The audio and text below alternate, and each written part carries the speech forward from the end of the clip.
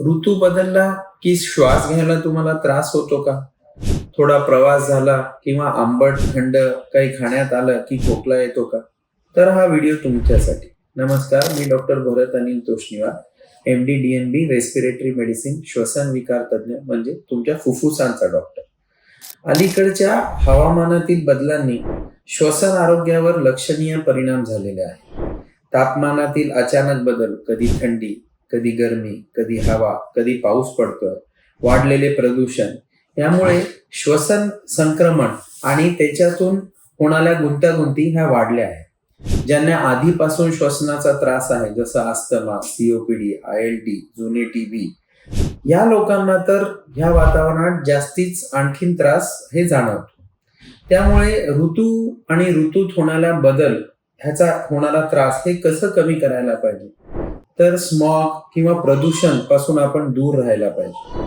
बाहेर जाताना कंपल्सरी रुमाल, मास्क, दस्तीचा वापर करायला पाहिजे.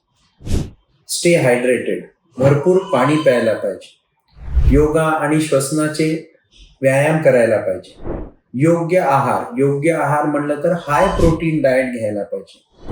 हात आणि नाक हे वारंवार स्वच्छ करायला पाहिजे, कारण आपण वारंवार नाक आणि हातानं नाकाला शिवतो.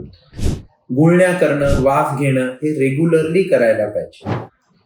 जर तुम्हाला ऑलरेडी श्वसनाचे काही आजार आहेत आणि तुम्ही इन्हेलर, रोटा कॅप्स हे घेत असताल, तर ते रेग्युलरली वापरायला पाहिजे, न की कदाचित अधूनमधून वापरायला पाहिजे.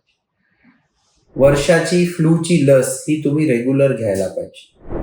मी प्रत्येक पेशंटला जे सांगतो तेच तुम्हाला सांगेल की ऋतू आणि हवामानाचे बदल हे आपल्या हातात नसतात, ते आपण थांबवू शकत नाही. पण हे सांगितलेली योग्य ती काळजी घेतली आणि पथ्य केले, तर आपण स्वतःला आणि आपल्या परिवाराला ऋतूमध्ये होणाऱ्या बदलानं, श्वसन विकाराचा जो त्रास होतो त्याच्यापासून आपण सावध ठेवू शकतो आणि स्वतःचे संरक्षण करू शकतो. धन्यवाद.